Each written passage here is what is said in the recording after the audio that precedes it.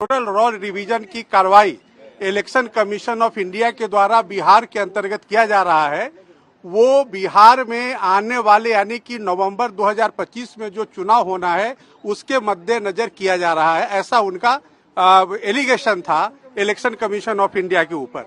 उन्होंने यह भी कहा कि आधार को क्यों नहीं कंसीडर किया जा रहा है इलेक्शन कमीशन ऑफ इंडिया के द्वारा, लेकिन उनके तमाम दलीलों को झुठलाते हुए इलेक्शन कमीशन के तरफ से माननीय राकेश द्विवेदी सीनियर एडवोकेट साहब ने स्पष्ट शब्दों में कहा कि जो भी कार्रवाई इलेक्टोरल रिफॉर्म का चल रहा है वह संविधान के दायरे में है और रिप्रेजेंटेशन ऑफ पीपुल एक्ट की जो धारा 21 है सब धारा 3 और 4 के हिसाब से चल रहा है, इसलिए उसमें कहीं भी किसी तरह की इलीगलिटी नहीं है।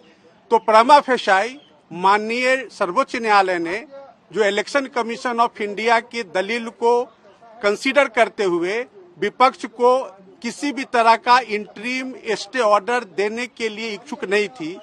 माननीय न्यायालय के मूड को भांपते हुए पिटिशनर्स ने अपने स्टे एप्लीकेशन को आज प्रेस नहीं किया है और इस तरह से इलेक्टोरल रोल रिवीजन के मामले में माननीय सर्वोच्च न्यायालय का किसी भी तरह का स्टे ऑर्डर नहीं है। यानी कि election commission of India electoral reform को आगे करेगी, रिवीजन जो है इलेक्टोरल रोल्स का बिहार के अंदर वो चलता रहेगा और अगली तारीख 28 जुलाई 2025 माननीय सर्वोच्च न्यायालय ने मुकर्रर किया है।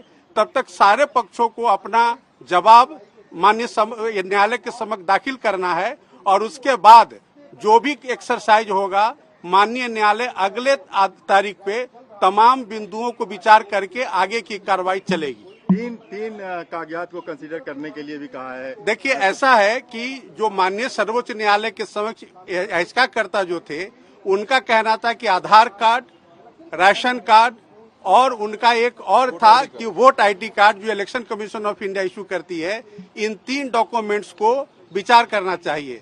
माननीय न्यायालय ने कहा कि अगर इलेक्शन कमीशन चाहे तो इन डॉक्यूमेंट्स पर भी विचार कर सकती है। ऐसा उन्होंने आज अपने आदेश में लिखाया है। मैंडेटरी नहीं है? नहीं, ये बिल्कुल मैंडेटरी नहीं है। उन्होंने कहा कि जो वर्ड यूज किया है माननीय अदालत ने कि मे कंसीडर, तो वो कंसीडर करेंगे। अगर उनको उचित लगे कि ये कंसीडर